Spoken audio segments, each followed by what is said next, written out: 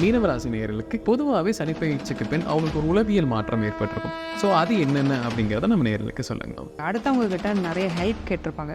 ஏன்னா ஜென்ம சனி காலகட்டம்ங்கிறதுனால மீனத்துக்கு வந்து நிறைய பிரச்சனைகள் வந்திருக்கும். அதுலேருந்து கொஞ்சம் வெளியே வருவாங்க. எந்த பிரச்சனைனாலும் நம்மளே பார்த்துக்கலாங்கிற அளவுக்கு ஒரு தன்னம்பிக்கை தைரியத்தை கொடுக்கக்கூடிய ஒரு வருடமாக 2026 மீனராசிக்கு அமைஞ்சிருக்கு. நண்பர்கள்ட்ட தான் ரொம்ப கவனமாக இருக்கணும். ஒருத்தர் நல்லது செய்யலைன்னு ஒரு இடத்துல சூடு பட்டுட்டோன்னா கணக்கெழுதி வைக்கிறதுக்கு ரொம்ப சிரமப்படுவாங்க. கையில் காசு எங்கே செலவாகுதுன்னே தெரியலையே, காசு நல்லா வருது எங்கே போகுதுன்னே தெரியலையே, அதை மெயின்டைன் பண்ணணும்னு நினைப்பாங்க. மெயின்டைனே பண்ண முடியாது. விரயம் ஈக்குவலாக ஆகிக்கிட்டே இருக்கும். 2026 50 வயதுக்கு மேற்பட்ட மீனராசிக்காரங்களாக இருக்கிறீங்கன்னா அப்பர் பாடி, குறிப்பாக ஹார்ட் ஹெல்த்தில் கவனமாக இருந்துக்கணும். 6ஆம் அதிபதி சூரியன். இடது கண்ணில் சில பிரச்சனைகள் வர்றதுக்கான வாய்ப்பு இருக்குது. இந்த சனியிலேருந்து எங்களை யார் காப்பாற்றுவாங்கன்னா முருகன் காப்பாற்றுவார். சிறுமலை முருகனை போய் வழிபாடு செஞ்சுக்கோங்க. அவரை வழிபாடு செய்யும்போது இந்த சொத்து பிரச்சனைகள்லாம் விழுகிறது, திருமணத்தில் உள்ள விஷயங்கள்லாம் சரியாகிறது, மனநிலை சீராகிறது, இந்த மாதிரி உங்களுக்கு தேவையான எல்லா ஐஸ்வர்யங்களும் அவர் கொடுப்பாரு. இன்னொரு குறிப்பிட்ட விஷயம், இதை பண்ணும்போது ரொம்பவே நல்ல சேஞ்சஸ் வரும்.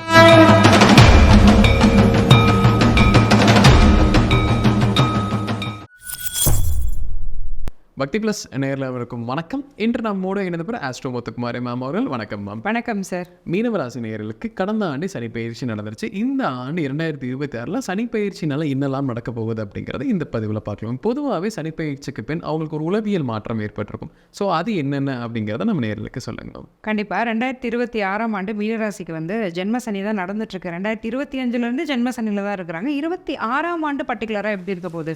ஏன்னா சனி மட்டும் இல்லையே, கூட ஒரு 8 கிரகங்கள் இருக்கிறாங்கல்ல, அவங்களுடைய கோச்சாரத்தையும் அனுசரித்து 2026 சனி போகக்கூடிய நட்சத்திரம். ஸோ அதன் மூலமாக என்ன பலனை வந்து சனி கொடுக்க போகிறாரு அப்படிங்கிறது தான் நம்ம இந்த வீடியோவில் தெளிவாக பார்த்துட்ருக்கோம். ஸோ அந்த வகையில் 2026ஆம் ஆண்டு மீனராசி ஜென்ம சனி காலகட்டத்தில் என்ன ஒரு உளவியல் மாற்றத்துக்குள்ளே வர போகிறாங்க. அடுத்தவங்க கிட்ட நிறைய ஹெல்ப் கேட்டிருப்பாங்க. ஏன்னா ஜென்ம சனி காலகட்டம்ங்கிறதுனால மீனத்துக்கு வந்து நிறைய பிரச்சனைகள் வந்திருக்கும். அது மன ரீதியான பிரச்சனையாக இருக்கலாம், பொருளாதார ரீதியான பிரச்சனையாக இருக்கலாம், இல்லை பிஸ்னஸில் ஒரு பிரச்சனை, திருமண வாழ்க்கையில் ஒரு பிரச்சனையில் நான் மாட்டிக்கிட்டேன், என்ன பண்ணுறதுன்னு தெரியாமல் யார்ட்டையாவது ஹெல்ப் கேட்டிருப்பாங்க. அந்த உதவியை இவங்க கேட்கும்போது அந்த உதவி கேட்ட இடத்துலேருந்து ஒரு பெரிய ஏமாற்றம் இவங்களுக்கு வந்திருக்கும்.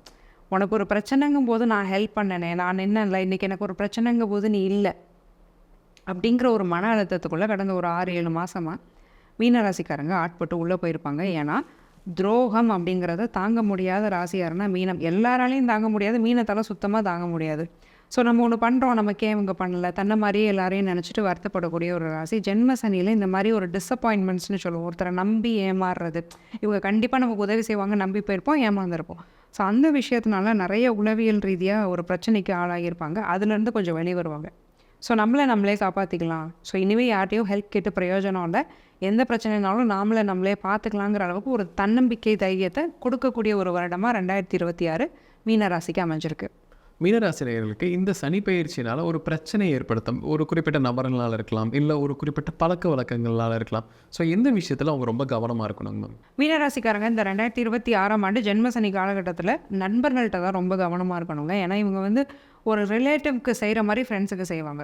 நண்பன்னா என்ன, நீ என் வீட்டில் ஒருத்தன், நீ என் சொந்தக்காரன், நீ என் அண்ணன் தம்பி அப்படிங்கிற, அதாவது ஃப்ரெண்ட்ஸ் தான், பட் அண்ணன் தம்பிங்கிற ரிலேஷன்ஷிப்பு, அக்கா தங்கச்சிங்கிற ரிலேஷன்ஷிப்பில் தான் பழகுவாங்க. இறங்கி செய்வாங்க.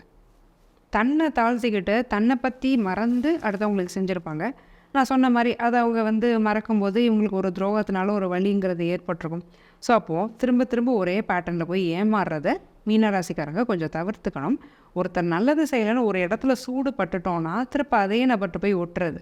ஸோ இந்த விஷயத்தையும் இவங்க அவாய்ட் பண்ணிக்கணும். ஒரு நல்லது பண்ணல, ஸோ ஏதோ ஒன்று மிஸ்கைட் பண்ணிட்டாங்க, நமக்கு ஒரு தப்பு பண்ணிட்டாங்கன்னா அவங்கள கொஞ்சம் கட் பண்ணுறது நல்லது. முக்கியமான முடிவுகள் இல்லையாவது அவங்கள சேர்க்காமல் இருக்கிறது நல்லது. இந்த 2 விஷயத்துலையும் மீனம் ரொம்ப கவனமாக இருக்கணும். மீனராசி நேயர்களுக்கு பண சேர்க்கை, பண வரவு, இந்த மாதிரி விஷயங்கள்லாம் எப்படி இருக்கும்? இந்த சனி பயிற்சினால பண விரயம் ஏதாவது ஏற்படுறதுக்கான வாய்ப்புகள் இருக்காங்க? மீனராசி நேயர்களுக்கு இந்த சனி பயிற்சி காலகட்டத்தில் என்ன மாதிரியான அமைப்புகள் இருக்க போகுது? பணம் சேரப்போதா, இல்லை பணத்தை அதிகமாக வெளியில் விட போகிறாங்களா? என்ன ஆக போகுதுன்னா கண்டிப்பாக பணம் சேரும். ஏன்னா தனஸ்தானம் நல்லாயிருக்கு, உச்சமாக இருக்கிறாரு இல்லையா செவ்வாய். தனஸ்தானாதிபதி செவ்வாய் வந்து வருட ஆரம்பத்திலே உச்சமாக இருக்கிறாரு. எங்கே உச்சமாக இருக்கிறாருன்னா 11ஆம் இடமான லாபஸ்தானத்தில் உச்சமாக இருக்கிறாரு. அப்போது மீனத்துக்கு எப்பவும் வர வருமானத்தை விட வருமானம் அதிகமாக தான் வரும். ஆனால் அந்த வருமானம் எங்கே போகுதுங்கிற கணக்கு தான் இவங்களுக்கு தெரியாது. 2 விஷயம், கணக்கெழுதி வைக்கிறதுக்கு ரொம்ப சிரமப்படுவாங்க. கையில் காசு எங்கே செலவாகுதுன்னே தெரியலையே, காசு நல்லா வருது எங்கே போகுதுன்னே தெரியலையே, அதை மெயின்டைன் பண்ணணும்னு நினைப்பாங்க, மெயின்டைனே பண்ண முடியாது. விரயம் ஈக்குவலாக ஆகிட்டே இருக்கும். அதே மாதிரி யாருக்காவது கொடுத்து ஏமாந்துடுறது. இது வந்து மீனம் வந்து அவங்களுடைய டிஃபால்ட்டான ஒரு பேட்டர்ன் என்னென்னா கொடுத்து ஏமாறுறது, திரும்ப ஏமாறுறது, அதையும் பண்ணிகிட்டே இருப்பாங்க. ஸோ இந்த விஷயங்கள், அதாவது செலவை நோட் பண்ணி வைக்கிறதுல, அடுத்தவங்களுக்கு பணம் கொடுக்குறதுல, இந்த 3 விஷயத்துலையும் கவனமாக இருந்தாங்கன்னா சூப்பராக காசு சேரும். மீனம் ராசிக்கு சனியோட பார்வையினால என்னெல்லாம் பலன்கள் கிடைக்கும் மேம்? மீனராசிக்கு சனி வந்து ராசியிலே உட்காந்துருக்கிறாரு. அப்போ 2026ஆம் ஆண்டு சனி வந்து மீனராசிக்கு பார்வை செய்கிறது 3 இடங்கள், 3, 7, 10.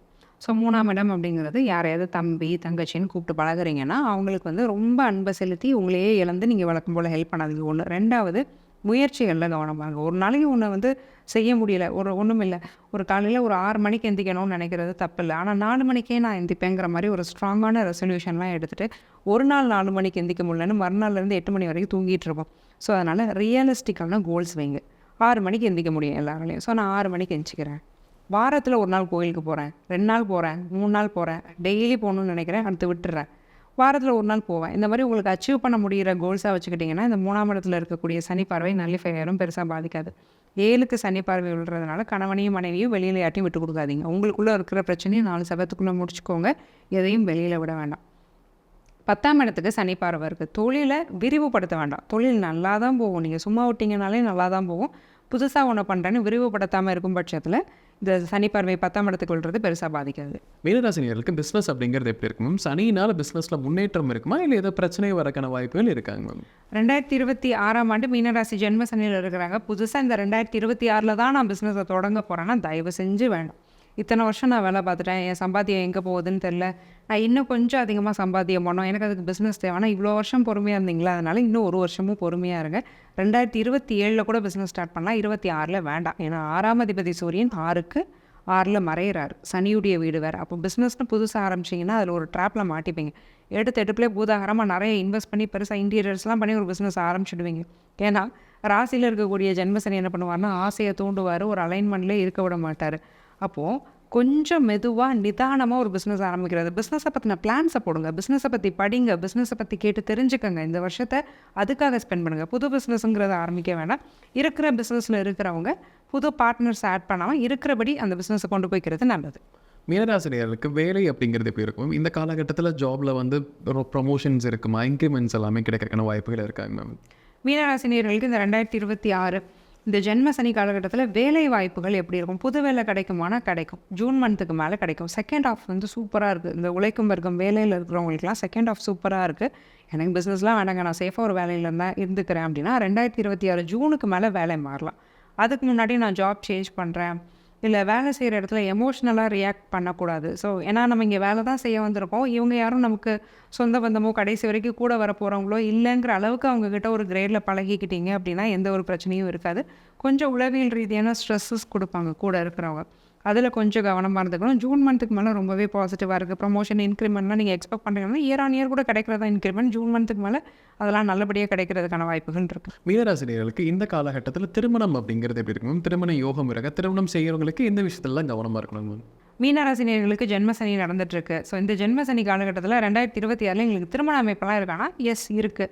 ஜென்மசனி கண்டிப்பாக திருமணத்தை கெடுக்க மாட்டார். ஆனால் 7ஆம் இடத்தை சனி தன்னுடைய கஸ்டடியில் வச்சுருக்கிறாரு. 7ஆம் பார்வையாக ஸ்ட்ரைட்டாக பார்த்துட்ருக்கிறாரு 180 டிகிரியில். அப்போ யாரை சூஸ் பண்ணுறீங்க அப்படிங்கிறதுல கவனமாக இருக்கணும். ஒன்றுமே இல்லாத விஷயம் கண்ணுக்கு பெருசாக தெரியும். அதெல்லாம் எப்போனா ஜென்மசனியில் தான். நிறைய பேர் பார்த்துருக்கேன், ஒரு குவாலிட்டியுமே இல்லை மேம், என் பொண்ணு வந்து போய் லவ் பண்ணியிருக்கா, என் பையன் வந்து லவ் பண்ணியிருக்கான், டாக்ஸிக்காக இருக்குன்னு தெரியுது, அந்த ரிலேஷன்ஷிப்லேருந்து வெளியில் வரமாட்டிக்கிறாங்க. இந்த ட்ராப்லலாம் போய் மாட்ட வைக்கிறது சனி. ஜென்மத்தில் இருக்கும்போது மூளையை மழுங்க வச்சுருவார். ராகு ஜென்மத்தில் இருக்கும்போது இந்த மாதிரியான பிரச்சனைகள்லாம் மாட்டோம். அப்போது ஏதாவது ஒரு விஷயம் தப்பாக படுது அப்படின்னா வாழ்க்கையை காப்பாற்றிக்கிறது நல்லது. அல்லது முக்கிய முடிவுகளான திருமணத்தை எடுக்காமல் ஒத்தி போடுங்க. இங்கே ஏதோ பார்ட்னர் தப்பாக இருக்கிறாங்கன்னு தெரியுதுன்னா இந்த வருடம் திருமணம் வேண்டாம், அடுத்த வருஷம் நல்ல முடிவு எடுக்க முடியும். ஸோ இந்த மாதிரி கொஞ்சம் கவனமாக இருந்துக்கணும். அரேஞ்ச் மேரேஜில் நீங்கள் பார்ட்னர் சூஸ் பண்ணுறீங்கன்னா நான் ஆல்ரெடி சொன்னது தான், ஜாதக கட்டம் நல்லபடியாக பார்த்துக்கணும். சில பேருக்கு இந்த ஜென்ம சனி பீரியட்லலாம் தப்பான time, date of birthday alliance வீட்டிலேருந்து கிடைக்கிறதுக்கு வாய்ப்பு இருக்குது. அப்போ வந்து ஒரு க்ராஸ் செக் பண்ணி அந்த குடும்பத்தை பற்றி விசாரிச்சுக்கிட்டு உள்ளே போகிறது நல்லது. மீனராசினியருக்கு குழந்தை பாக்கியம் அப்படிங்கிறது எப்படி இருக்கும்? இந்த காலகட்டத்தில் குழந்தை பாக்கியத்துக்கு ஏதேனும் தடை இருக்காங்க மேம்? மீனராசி நேயர்களுக்கு ரொம்ப நல்லா இருக்கிறது குழந்தை பாக்கியம் தான். 2026 இந்த ஜென்மசனி காலகட்டத்திலையும் குழந்தைக்கு எந்த ஒரு பிரச்சனையுமே வர வாய்ப்பு இல்லை.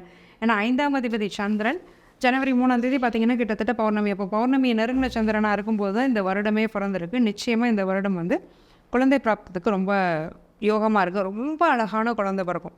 ஏன்னா மீனராசிக்காரங்களுக்கு வந்து அவங்க வாழ்க்கையிலே வந்து ஒரு பெரிய பேர், அவங்க ரொம்ப ப்ரெஸ்டீஜியஸாக நினச்சி வந்து எதை பார்ப்பாங்க அப்படின்னா அவங்க குழந்தைய தான் பார்ப்பாங்க. ஏன்னா 5ஆம் இடம் வந்து குழந்தை ஸ்தானம். ஸோ என்னோடய குழந்தை என்னோடய ப்ரைடு அப்படிங்கிற மாதிரி இருப்பாங்க. ஸோ ரொம்ப ரம்மியமாக அழகான குழந்தைங்க பிறக்கும். ஸோ பெண் குழந்தையாக இருந்தாலும் சரி, அதிர்ஷ்டமான அழகான குழந்தைகள் பிறக்கிற யோகம் அப்படிங்கிறது மீனராசிக்கு இந்த வருடம் இருக்குது. மீனராசினியர்களுக்கு ஹெல்த் அப்படிங்கிறது எப்படி இருக்கும்? எப்படிப்பட்ட ஹெல்த் பிரச்சனைகள்லாம் இந்த காலகட்டத்தில் வரக்கான வாய்ப்புகள் இருக்குது? மீனராசி நேயர்களுக்கு இந்த ஜென்மசனி காலகட்டத்தில் 2026 50 வயதுக்கு மேற்பட்ட மீனராசிக்காரங்களாக இருக்கிறீங்கன்னா அப்பர் பாடி, குறிப்பாக ஹார்ட் ஹெல்த்தில் கவனமாக இருந்துக்கணும். 6ஆம் அதிபதி சூரியன். இடது கண்ணில் சில பிரச்சனைகள் வர்றதுக்கான வாய்ப்பு இருக்குது. உடம்புல வாதம் அதிகரிக்க வாய்ப்பு இருக்குது. வாத நீர் அதிகரித்து கொஞ்சம் ஜாயிண்ட்டு, நீ பெயின்ஸ்லாம் வர்றது, ஆர்த்தரைட்டிஸ் நிறைய பேருக்கு கன்ஃபார்ம் ஆகிறது, இந்த மாதிரியான பிரச்சனைகள் கொஞ்சம் இருக்கும்.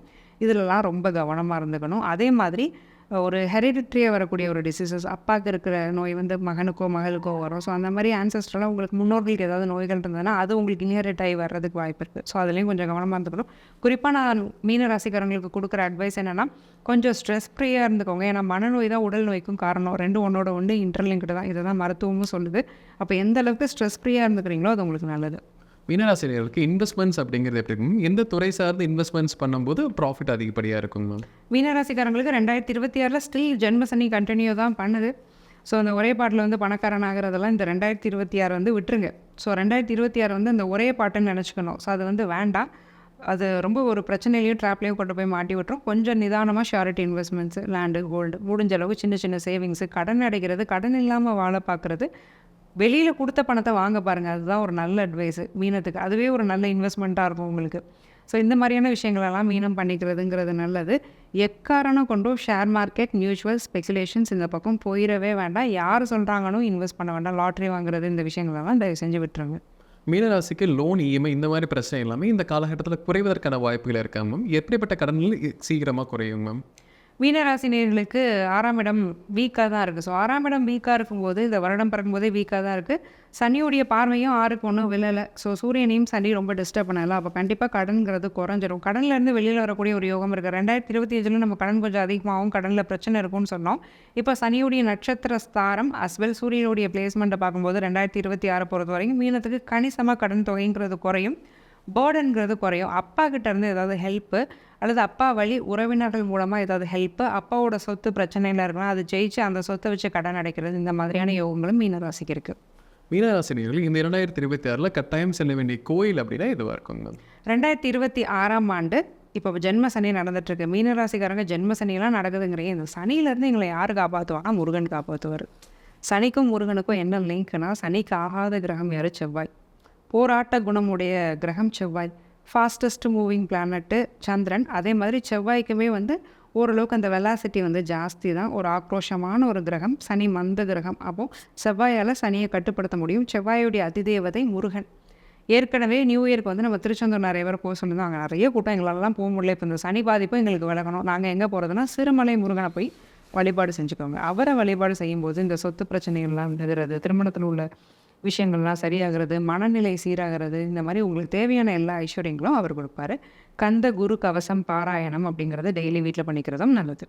மீனராசி நேயர்களுக்கு ஒரு வாழ்வில் பரிகாரம் கொடுக்கலாம். இந்த சனியுடைய தாக்கம் குறைவதற்குனா எதுவாக இருக்கும் மேம்?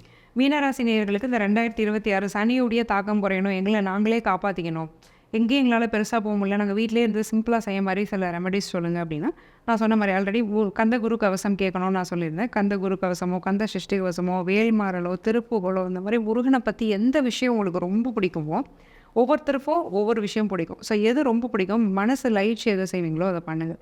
ஸோ முருகன் சம்மந்தப்பட்ட ஒரு வழிபாடு அப்படிங்கிறத ரெகுலராக பண்ணணும். எய்தர் சஷ்டி விரதம் அல்லது கிருத்திகை விரதம் பண்ணுறது, உடல்நிலைக்கு ஏற்ப பண்ணுறதுங்கிறது ரெக்கமெண்டபிள். இன்னொரு குறிப்பிட்ட விஷயம், இதை பண்ணும்போது ரொம்பவே நல்ல சேஞ்சஸ் வரும். தயிரை தானம் பண்ணிடணும். தயிரோ நெய்யோ இதை வந்து தானம் பண்ணிகிட்டே இருக்கிறது. மில்கோட பை ப்ராடக்ட்ஸ் இதெல்லாம், பட்டர், இந்த மாதிரியான விஷயங்கள் எங்களுக்கு ரொம்ப அஃபோர்ட் பண்ணி வாங்க முடியாதுன்னா வாங்கி ஒரு கஷ்டப்படுறவங்களுக்கு அது கொடுங்க. ஒரு கஷ்டப்படுற குழந்தைங்களுக்கு ஒரு தயிர் சாதம். ஸோ பட்டரில் ஏதோ ஒரு ஸ்வீட் செஞ்சு கொடுக்குறது, நெய்யில் ஏதோ ஸ்வீட் செஞ்சு கொடுக்குறது, ஒரு ஃபேமிலிக்காக இதை கொடுத்துட்டீங்க, ஒரு வியாழக்கிழமையில் கொடுத்தீங்கன்னா ரொம்ப நல்லாயிருக்கும். மீனராசி நேயர்களுக்கு இந்த காலகட்டத்தில் என்னெல்லாம் நடக்குங்கிறது விலாவரியாக பார்த்தோம். கண்டிப்பாக நம்ம நேயர்களுக்கு ஒரு பயனில் கருத்துக்கலாம் இருந்திருக்கும். மீண்டும் ஒரு சந்திக்கலாம். ரொம்ப நன்றிங்க. நன்றி சார்.